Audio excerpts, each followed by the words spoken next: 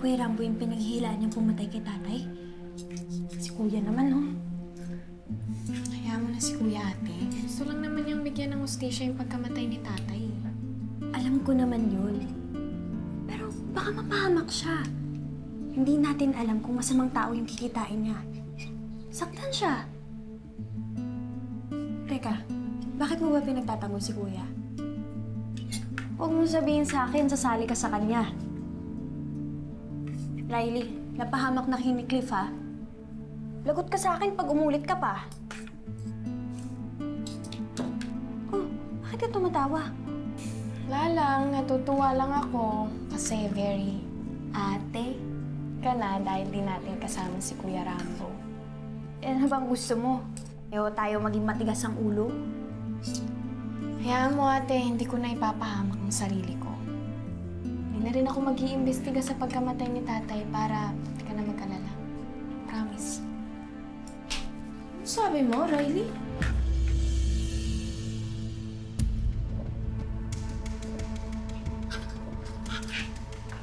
Nag-iimbestiga ka sa pagkamatay ng tatay niyo? Nay, hindi po. Tigilan mo yan.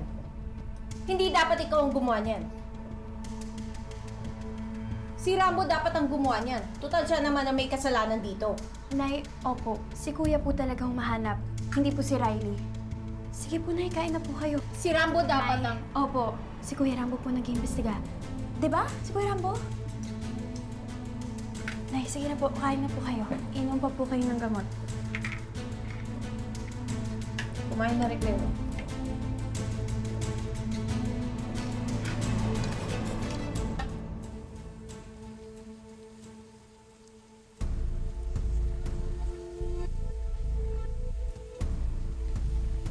Kap, hindi ako pwede lumapit sa kanya at magtanong, ha? Hindi ko hawak ang kaso. Walang yun. Inquiry lang naman eh.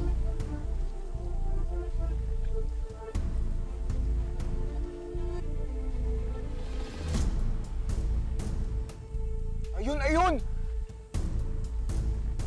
Yun nga. Tara na, boy. Mag-ingat kayo, ha? Sige po. Pa kayo, ha? Uwi na kayo, ha? Kuya, kayo po ba si Victor de las Alas? Ako nga, bakit? Sino ba kayo? Sa inyo po ba to?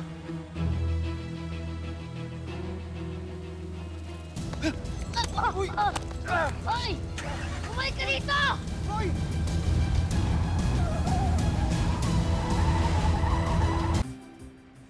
Hindi ko naman sinasabi na hindi siya dapat parusahan, pero baka naman meron tayong maisip na alternative solution. Baka pwedeng community service or mandatory counseling.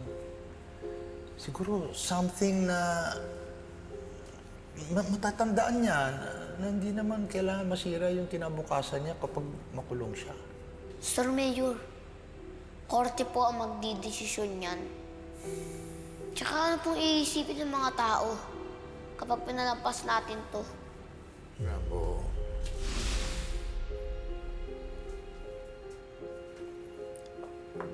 Sir? Sir?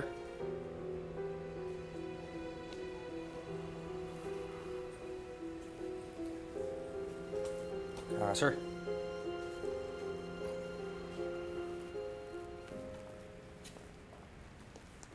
Okay lang ba kayo, sir? To be honest, Julio, tama lahat ng pinunto ni Rambo sa ginawa ni Oliver. You know what? I felt a sense of pride nung kausap ko siya. Kuhang-kuha niya lahat ng insights na tinuro ko. He's got everything down pat. Nakakonsensya pa kayo sa ginawa niyo kay Oliver? Hindi ko alam. Hindi ko alam. Ang alam ko, nagkaroon ng lamat ang tiwala ni Rambo sa akin. Sir Mayor, nakalimutan niyo na po ba yung nangyari kay tatay? Namatay siya dahil sa baril. May irresponsableng tao na humawak ng baril Kaya namatay ang tatay ko. And I've also shattered his sense of justice.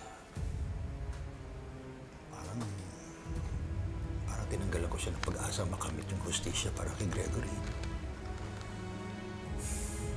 But I earnestly pray na makamit pa rin niya yun.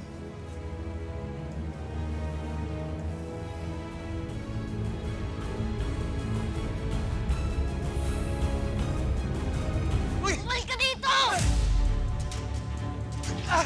Dali lang! Pagbilisan mo! Umalis ka dito! Umalis ka dito! Hoy, time first! Hoy! Bakit? Tao eh! Sali yan! Sir, sab muna! Sila Victor! Doon! Sab! Umalis ka dito! Umalis ka dito! Umalis!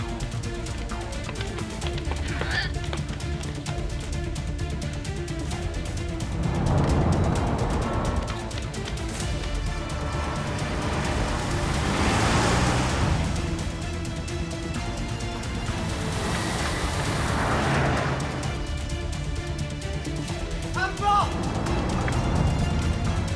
Sali lang!